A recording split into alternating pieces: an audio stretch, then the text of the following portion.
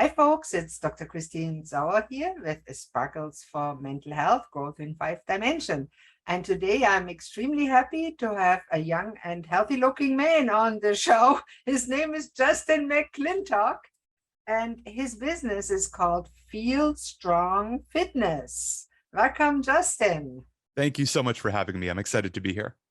I'm very happy to have you because fitness is something that is very important to humans because our body was made for movement, as many people forget. Now, let me ask you a question that I ask all my guests. Why are you so passionate about fitness? What makes you get up in the morning? What makes you feel passionate about doing what you're doing? What really excites me about fitness is how it translates to the rest of people's lives. I'm not particularly passionate about what I think of as people winning in the gym. Lifting more weight than you've ever lifted before is fine, but I'm really interested in how that translates to the rest of your life. And seeing that one-to-one continually work for people is really exciting. Being able to squat a certain amount of weight, and that meaning that you can go on the hike with your family that you've avoided for the past 3 years, that's really exciting for me. I love that attitude. And so, in your business, what is it exactly that you are doing? Feel Strong Fitness specializes in creating one-on-one custom solutions for people. And typically, most of our clients are people who have had what they consider significant setbacks. Maybe they are suffering from chronic pain. Maybe they've had an injury that they've been unable to move past. We have a fair amount of people who feel like they've kind of lost their previous life or previous body. They used to be active in some way, and maybe life, career, kids, age, things have sort of conspired against them, and they feel like they've lost something and they don't know their way back in. And the truth is, there's almost always a way back in, but it often needs to be customized. The fast 20-minute thing that works for 22-year-olds is just unlikely to work for a 42-year-old who has the extra 20 years on their body. Yeah, and for a 60-year-old, I just went back myself to the gym. It is much, much harder actually, because you really have to have a customized solution to not injure yourself, which is much easier when you're older, especially if you have pre-existing condition. And I struggled for about 20 years with chronic back pain before Tai Chi and exercise combined with other methods eliminated that and all the medication associated with it. So it is absolutely possible to lose chronic pain. Now let us talk about your clients. Tell me about an example. Somebody say middle-aged, you can invent the name, of course, that you helped to overcome a challenge like that. 100%. So let's call her Sally. That's not her real name. She was a very active individual, going to the gym 5 or 6 days a week, walking her giant dogs. I'll leave the breed out of it because she'll start figuring out who I'm talking about. But very, very active. Hours of walking around the city, as well as going to the gym for 30 to 60 minutes every single day. Suddenly, it felt like suddenly was suffering from chronic back pain. And it got worse and worse and worse. And over the course of years, as these things tend to be, it sort of slowly chipped away at her active life.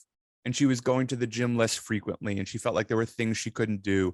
And the dog walks were getting shorter. And she would hire someone to do about half the dog walks. And suddenly, 3 years later, she's not very active and she's not doing much. And we're not talking about an old person. And what we had to do was sit down. She saw a number of How did doctors. that impact her mental health? Was she happy with herself? Did she love herself? Did she love her life? No, enormous, enormous mental challenge. And she felt she was suffering from almost imposter syndrome because she had friends and family who still thought of her as an active, healthy person. And she thought of herself as a tremendously unhealthy person. She felt trapped in a body that wouldn't respond the way she wanted to. She felt like she had developed this life that honestly was no longer fulfilling to her. And she didn't see a way forward. She'd seen a number of doctors and specialists who all did what they could do, did exactly their job. But typically, the medical establishment's job is not to get you back walking 2 hours a day. It's to make sure you can get out of bed, clean yourself, feed yourself, do all those activities of daily life. She, like many people, is interested in way more than that. So she was feeling trapped, feeling like she had lost her life in a couple of years. We did literally a 20-minute evaluation. Let's see head to toe how your joints move. Let's do a little bit of walking, a tiny bit of unweighted movement. Oh, this is relatively straightforward. Like, I can guarantee in 6 to 8 weeks, you're going to feel better. Are you going to be 100%? No, that's going to be, it was 3 years to get here. It's going to take a little while, but we can make radical changes with some thoughtful, intentional movement.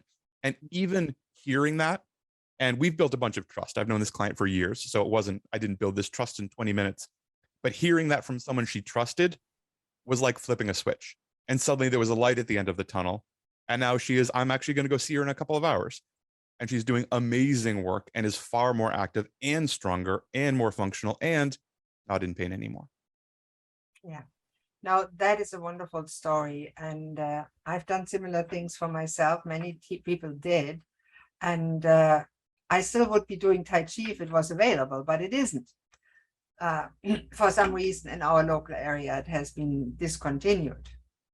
And I love the social aspect. Some people do, some people like the personalized aspect, and you can certainly combine that and work with a personal trainer like yourself to get the basics going, make sure you don't injure yourself, and then you can join an exercise class or whatever you love to improve it further and concomitantly do that. Do you also offer group sessions? I do a little bit of group work in Philadelphia, Pennsylvania, where I'm located. I try really hard to make sure that the person's solution fits in their life. So I have a lot of people who are online only, and they're doing workouts whenever they can. I have a CEO right now who's doing a ton of traveling and just has a series of 20-minute workouts they can do in a hotel room next to a hotel bed. That's their life. Oh, There are other people who show up and see me in person. What do you do for that? Pardon me? Do you have videos for that? Or what do you do for that? Everything, every single exercise, every single movement I assign someone comes with a demonstration video. So we have an online coaching portal that we use, whether you're in person or online. We use the same portal so everyone can have access to it. It's also a great way to teach people how to use this. So eventually, my hope is to be wanted but not needed, by which I mean I want to create autonomous clients. So if you want to go off, you have developed the education and the awareness and the knowledge, and you know how to do all of this work, because as well as telling you the things that we're going to do, I'm telling you why we're doing them and how they're going to work and what the benchmarks we're going to hit along this process. And then I would say about half my clients don't need me anymore. They like having me. They enjoy having someone else keep an eye on them, and they maybe don't have the time to write their programs. But at this point, they're educated enough, they absolutely could do it. And that's, I think, the greatest success as a coach is creating autonomous clients. Absolutely. And I love it as a coach and as a person. I love it to see people get healthy and look after themselves, take a responsibility. That said, we all are humans, and we all need somebody that asks us, did you do your exercises today? And if we don't have somebody else that do it and are not really disciplined and accountable to ourselves, many of us, like myself, I like to be asked. I like a coach, and Marshall Goldsmith, I adore him. He said, we all need help. We all need a coach. And it's true, just for that little thing, that accountability thing. Did you do your exercises today? Well, I know Justin is checking in on me tonight, so I better get going. It's Otherwise, absolutely I true. could say, oh my God, there's this on Netflix. I really wanted to see. Yeah. And coaches, more than most, I would say, coaches need coaches. It is too easy to get caught in your own bubble and think that you're doing the best. Like, even just the experience of being a client is so valuable. And frankly, as someone, I hired my last coach, the coach I'm still working with, in November, because I hurt my shoulder. And I am, Dr. Christine, I'm really good at fixing people and getting people out of pain. Yeah. And I was completely unsuccessful with myself. So I hired a coach. And wouldn't you know it, 3 months later, I wasn't in pain anymore and stronger and better than ever. Why did I wait a year to do this? Like, I know better. Like, coaches need coaches. Absolutely. And I think that's a personal touch plays a big role. Somebody that knows about what you're going through, maybe has gone through it themselves. We're more or less successful. I mean, everybody struggles with life. Life is not an easy feat. And exercising is really a bad word. Because for most people, or for many people, not most, but for many people, exercise means, oh my God, I'm sweating. Ugh. Women don't like to sweat and stink. So especially women, I'm sweating. I have to exert myself. Maybe I hurt afterwards. I don't want to exercise. But I think if you work out with somebody like yourself, you can apportion that so that that does not happen in that way. And I mean, yes, the sweating, you can fix it, have a shower afterwards. But the hurting afterwards, I think you can probably regulate. 100%. And the enjoying while you're doing it. I think too often movement and fitness gets presented as sort of like eating your vegetables so you can get the good dessert at the end. We're going to do this thing that you're not going to enjoy and is not going to be any fun, so you can get the result, even if the result is something high-minded, like living long and being healthy and getting out of pain and being functional. We're going to do these unpleasant things. If you're working one-on-one with someone, I don't see any reason that at least part of it can't be extremely enjoyable. One of the things I ask everyone who's coming in is, what do you like to do? I've been doing this a long time. I have a very deep toolbox. I have a client now who I train. She's a pole dancer. That's what she does for fun. She used to take pole dancing classes. She got hurt, couldn't do it anymore. It's excellent. I've done a bunch of adult gymnastics work. I haven't exactly done pole dancing, but I think this is going to translate really well. So we're going to work on some maybe kind of boring stuff for your hip pain, but we're also going to do some pole dancing routines to keep that skill set up. And this is enjoyable while we're doing it. And now we're tying that dopamine and endorphins to the recovery process. And suddenly the exercise is something to look forward to, not just grit your teeth and get through. Absolutely. So in a way, like I say, we have to train our brain to like what we are doing, whatever it 100%. is that we decide to do. And that's a tenet of coaching. We help train, we are the best brain trainers in the world, I always say. So I love that approach. What else are methods you make exercise or movement, as I like to call it? It sounds nicer. It doesn't sound as strenuous for older people, especially. How do you make it more enjoyable for clients generally? One of the things we will often start with is some breath work, which typically surprises people, especially if they walk into a gym and they see weights flying around and things like that. We'll go to a quiet spot and talk about what we're trying to accomplish. And typically with breath work, we're trying to regulate your nervous system a little bit. And with coaches, especially if you're in person, like watch that client as they walk in the room. You can collect a staggering amount of information in that first 30 to 60 seconds. If someone walks in and their eyes are darting around and I see that they're breathing in their chest only and breathing really quickly, I already know that they're in this fight or flight state. And maybe it's not the gym. Maybe they just had a fight with their boss. Maybe they're under a lot of stress. The fact that they still showed up in this state is already a victory.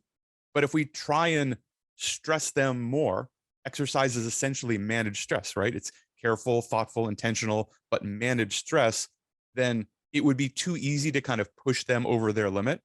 So we're going to intentionally teach them how to downregulate that. Maybe it takes 2 or 3 minutes. Get them to a easier sort of parasympathetic state, and then we can get to work. As well as doing that, like we'll teach them while we're doing it. By the way, next time you're having a fight with your boss, or next time you get called into the office, or next time your significant other calls you and is asking about a charge on a credit card, you can tap into this breathing while you're sitting there. I'm not telling you I can make any of those situations better, but I will make you far more capable of dealing with those situations well. So you don't hit this incredibly anxious state and feel terrible. And that's going to lower your overall stress. If we lower your overall stress, we've just raised your capacity to do everything else you want to do. So we'll start there. And then a lot of times it's exploring the kind of things that people need and the kind of things that people want / like, and trying to be creative and marry those things. I think creativity is sometimes an overlooked aspect, especially in fitness. Like I had a postpartum mom recently who had a decent fitness background and wanted to get her body back, as it were. I hate that language, but it often gets presented. But as we were going on, she developed some right side pain, and it was entirely from carrying the new child on that side. I said, oh, well, why don't we train for this? So we developed some single side kettlebell carries and step ups and got a big sandbag. And we're doing all of these things, training for her child being 20 pounds heavier than they are now. So she found it enjoyable. because it's exercise. She got to focus. We're really particular about movements. We're also literally training for real life in a way that was so one-to-one. It was easy for her to see. So it was even more motivation to keep coming in, because this is exactly training for the thing I care about most in my life right now, my new child. I like what you just said. We are training for real life. Many people don't think about it. They say, oh, I have to go to the gym because my doctor says exercise is good for you. Now that sets you up to join the gym and then after a month get back out because the success is not right there. And what do you see as benefits of movement or exercise, and how do couch potatoes get into it? The benefits are enormous. And I usually try and have people do daily movement. That doesn't mean daily weightlifting. It doesn't mean showing up at the gym every day. I don't want people to show up at the gym every day. That's the wrong answer for almost everybody. But a 10-minute walk in the sun has staggering benefits, especially compared with nothing, right? People will get, especially people starting a new exercise program, will get themselves wound in knots about constructing this perfect thing they're about to do. And they're going to change their diet and develop this complicated routine. And they hired an expensive coach and they bought some new equipment and they got some new sneakers and they're going to wake up early and they're just stacking and stacking and stacking and stacking. And they haven't even started. What's the smallest increment, especially if you are a sedentary person or a couch potato? What is the smallest increment of movement we could put in your life absolutely every day? And you make it smaller and smaller until it seems laughable. Well, could you take, and this is, of course, if someone's capable of this, could you take 10 steps every day? And people are like, yeah, I do that when I wake up and go to the bathroom in the morning. Oh, great. So already there. Okay. So you're already ahead of everyone else. Can we take 15 steps? And you start, and it's a little bit jokey, but you can start expanding this more and more and be like, okay, well, we're actually going to do a 5-minute walk, but it has to be outside every day. No matter what the weather is like, we're going to go outside for 5 minutes. And that sounds easy, but it isn't, because people are going to get busy, or it's going to be cold, or it's going to be snowy, or something is going to happen. You're like, well, I don't want to go out. It's actually like 3 minutes putting clothes on and then like, but I committed to it. If you can do that for 3 weeks in a row, then we can take it up to 10 minutes. And of course, this scales for people. If you're already going to the gym for 20 minutes 3 times a week, we can slightly upgrade that, but we're not going to go to 6 days a week, 90 minutes.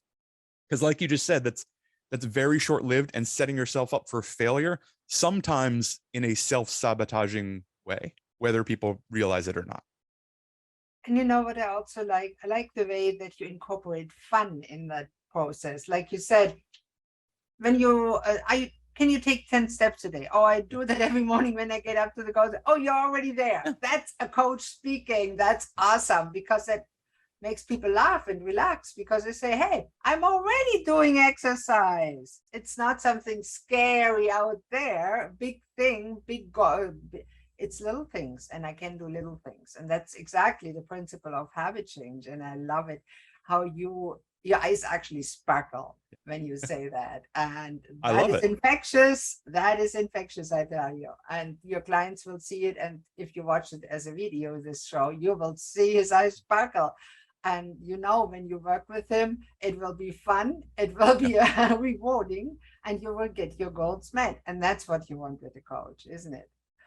I think it's really important to build those wins in, especially if people have giant goals. I want to get healthy. I want to get off diabetes medication. My back is hurt for 10 years. I want my back to not hurt anymore. We're not going to fix this in 2 weeks. Exactly. Yeah. However, we at the beginning, we talked about like evaluating the individual. Who are you right today? Let's take a picture of this and we'll do some tests. Maybe it's stepping, maybe it's lifting something over your head. Let's test that. And for the next 6 weeks, we're going to do variations of it. Things in and around it, kind of like that. 6 weeks later, we're going to come back and test it again. And if I've done my job right, it's going to be better. It's going to look better. It's going to feel better. You'll do more reps or more weight. So you can see 6 weeks is both a long time and not a long time, right? You've been putting the work in, but you can see these results, because getting you off your diabetes medication, I know, is going to take longer than 6 weeks. But if we can build in these wins where you can see them, ideally every day, and then across these sort of like mini cycles, as I think of them, then it's so much easier to see that you are making progress and you do have results. Losing 50 pounds is hard. Feeling better and realizing you can walk up the stairs without pain all of a sudden, it's like, oh, this is progress. And finding those wins in all of the different ways they can be wins, quality, rest, recovery, energy, less fatigue, all of that stuff, I think is really, really important for people.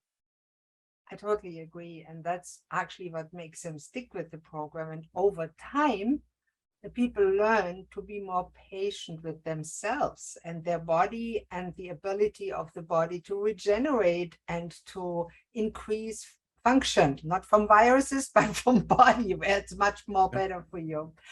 And I love that aspect, because many people are impatient. They said, oh, I'm in pain, I'm taking a pill. When really on the long run, it's good when you have a little pain for a day. But if you have long-term pain, pills won't do it. No, and it's just masking symptoms, right? And I don't want you to be symptomatic. And if we're going to pair it with something else to get to the root of the problem, I'm not necessarily opposed to it.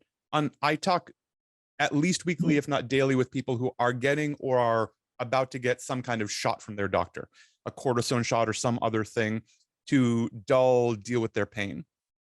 And I try and explain to them, the pros and cons of that to the best of my ability. I'm not a medical professional. I would never countermand something a doctor said, but making sure they know that is not a risk-free or harmless procedure.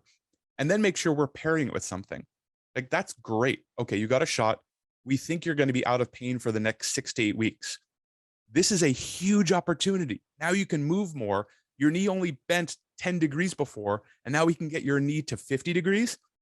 How are we going to use that and make it stronger and make it better? This is a golden opportunity to do more than just wait for the next shot to come around.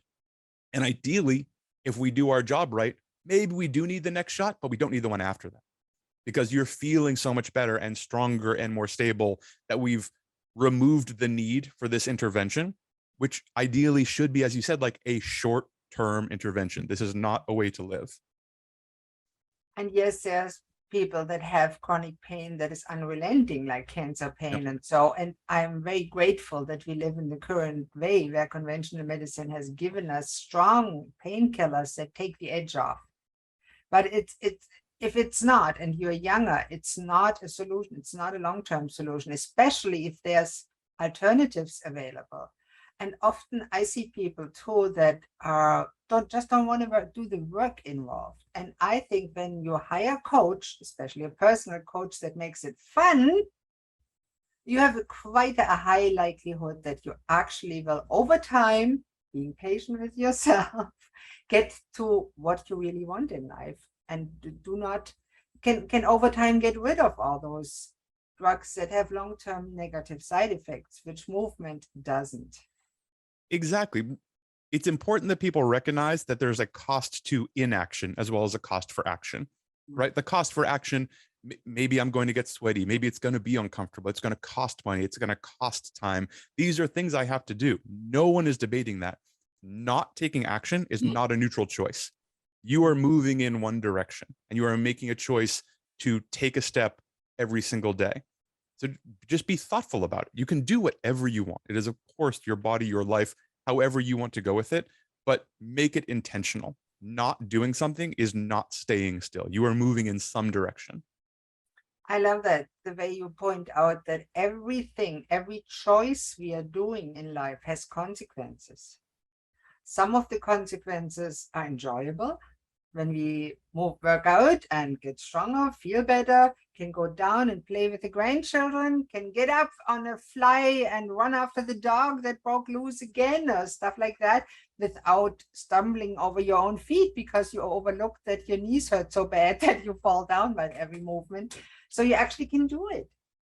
Or being able to catch yourself when you fall, or get yourself off the bathroom floor when something goes wrong and not have to call someone. Like, right. These are important aspects of life. I agree. It's so important, especially when people age. Then they suddenly realize, oh, I should have started with that way back then. When I thought I didn't need to because I was young and felt really good. And now I'm on the floor and I have to call 911 to get up. And if someone is in that situation now listening to this, it's still not too late. Oh. We have in my gym now, we have I don't want to give, let's say she's a person in her early 80s, but showed up in a walker, worried about falling, essentially. And now she takes part in the group class 5 mornings a week and does what everyone else does and gets down and up off the floor intentionally. She moves weight around. And she has very specific programs, especially for her knees, and she has some arthritis in her hands that we're working on. But the night and day achievement over a year and a half has been astonishing. And she didn't start until she was in her late 70s. I love those stories. As long as you have a breath in you, it's not too late to change your life for the better. There's always a way forward. Always a way forward. And whether it involves exercise, fitness, losing weight, whatever you need to do, get well, start today, not yesterday. Don't wait till the 1st of January. Bad idea, because happiness is not next year. Happiness starts now. I love that. And to slowly wrap it up, Justin, how can people that are interested in working with you and want to talk with you and say, I like what he's saying, it makes sense, he sounds like a fun guy, I need exactly to work out, how can I contact him? The 2 easiest ways are the website, which is feelstrong.me, or social media, feelstrong.me. Okay. And social media, we're mostly on Instagram at feelstrongfit, but we're Feel Strong Fit everywhere. So you can find us on Facebook or LinkedIn or all of those places.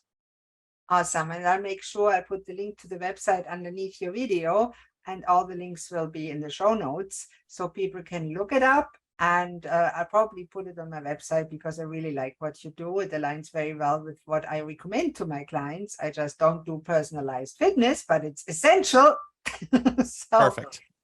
Go to his website, check him out, book a session with him just to get to know him and see how much fun it can be to feel much better soon.